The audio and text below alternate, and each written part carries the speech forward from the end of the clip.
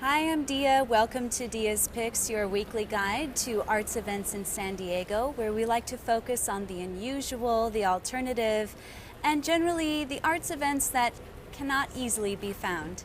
So this week we have an adventurous group of events. On Thursday, August 6th, up in Los Angeles, Various Small Fires will be hosting a panel discussion regarding the role of artists, curators, and critics in addressing work outside the institutional walls and general framework. It's at 7:30. The discussion will be with Andrea Frazier, Amelia Jones, Vanessa Place, and Hamza Walker, again at 7:30 in Los Angeles. This Saturday, on August 8th, we have an exciting event in San Diego, the Miss Balboa Park Drag Queen Beauty Contest at the San Diego Art Institute. And in a minute, I will be telling you more about that with the organizer of the event. From 6 to 9, in Los Angeles on Saturday, the opening reception of Easy to Bear. This is new work by Katya Uzvitsky at the Noisky Projects. And her work is described as sturdy but soft. The pieces are molded and sewn to form cocoons, which are similar and otherworldly at the same time. That's all I have for you. Looking forward to our discussion in a few minutes. Thank you. All right, well, I'm here with Siren, who is the director and host of the first annual Miss Balboa Park Beauty Drag Queen pageant. And I would like you to tell us a little bit more about this event and who's included in participating. What does drag mean? Could you tell us a little bit about that? Yeah, absolutely.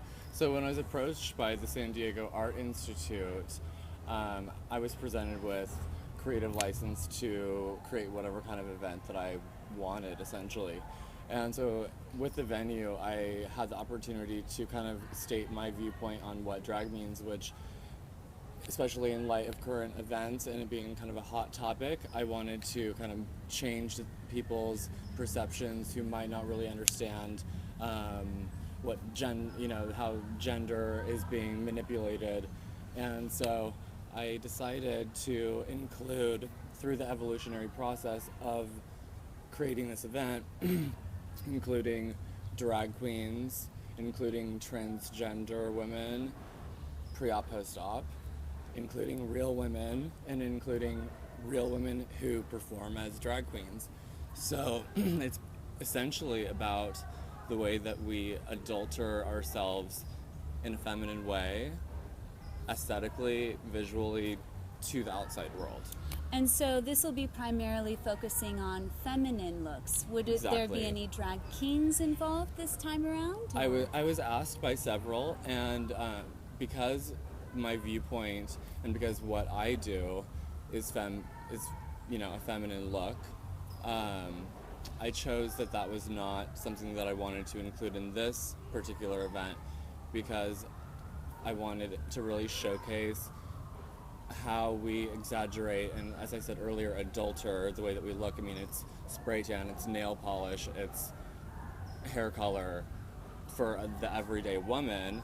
And so instead of pigeonholing the whole gender thing, making it such a big deal, I think that it was important for people to understand that we all do it. As RuPaul says, we're all born naked and the rest is drag. And I find that just fascinating and absolutely true. Right. Do you find that we're all kind of performing our gender a little bit? We all have these performative aspects, whether man or woman, to your gender and your choice of clothing, maybe, even on a daily basis. Absolutely. I mean, the way that you express yourself visually to the outside world, everyone thinks about prior to stepping out of the house. Sure. And no matter what kind of confidence that you have in yourself, you do care what other people think about that, because you're doing it for some kind of a reaction, whether it's for yourself or other people. And a lot of times it is a conjunction of both. And so you will be performing as well. That's correct. During the pageant. That's wonderful. Yeah. And so in the performances, are there going to be dances and singing, or? Yeah, so because this event is all about individuality, I've asked all of the contestants to express exactly who they are as their character, as their human, whatever. I don't find that there's a big difference between myself as Noah Michaels and myself as Siren. My personality doesn't really change a whole lot. That's how I find authenticity in what I do. And so there's going to be fire dancers, a fire dancer. There will be drag performances, of course. There will be spoken word. It's really going to be a diverse selection of performances that will be a little bit shocking, provocative, politically incorrect, and I can't think of anything that I'd rather see. So this opportunity has just been a huge blessing to me in my career. Wonderful. So what do you feel it has to offer San Diego, since this is going to be the first of its kind here? That's a good question. Hillcrest has been the mecca of the gay community for decades, and so to bring it to a historic landmark is huge. First of all, just the venue itself changes everything. It changes the scope of drag as whatever. Like, I don't even really like that word. I call myself a female illusionist. I'm not a female impersonator.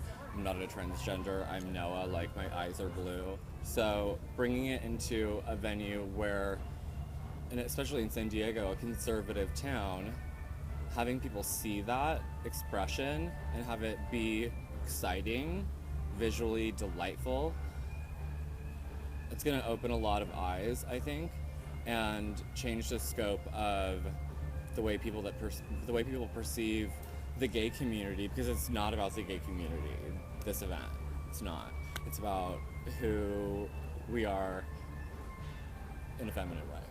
Wonderful. Well, I am so excited, and Thank I think you. it's going to bring a great energy to Balboa Park, to San Diego, to the arts community, so I can't wait to see what happens. Thank you.